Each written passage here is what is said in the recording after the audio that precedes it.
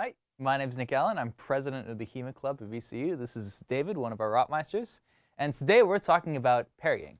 So parrying is a really effective way to respond to the Oberhau. Now, Lichtenauer, of course, advises against this and suggests single-time countermeasures, but those can be very difficult to pull off. This is something that is solid and is able to be used in a variety of circumstances. So what this looks like is I'm going to be in A guard, and my friend is going to give me an Oberhau. Notice how I haven't actually moved my feet. All I've done is create this nice structure. There's two things that makes this work: distance and structure. In terms of structure, when this strike comes in, you have to turn your hips into it because all of the power from it comes from the core rotation. And let's do that from the other side so they can see. So when you're doing this, notice how my hips snap forward into that final position, and it stops that strike.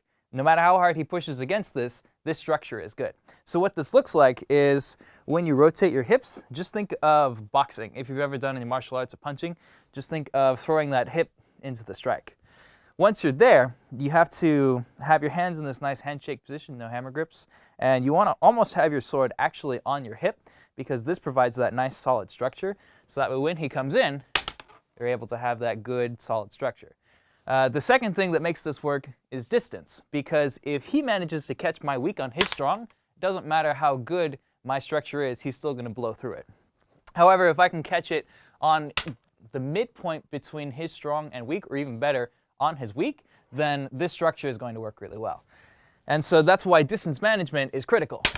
And so in order to accomplish that, I can either step into this if I need to, or I can stay still if he's stepping for me. Notice how with both of those, I was able to maintain the distance and strike in the appropriate spot. Once you've actually stopped his sword, then you can either wind directly into his face, boop, or you can do some other fancy kind of winding if you want to further control the sword. That's parrying. It's very effective. It's one of my favorite responses to the Oberhau. And next time we'll be talking about the Schielhau. Thank you very much.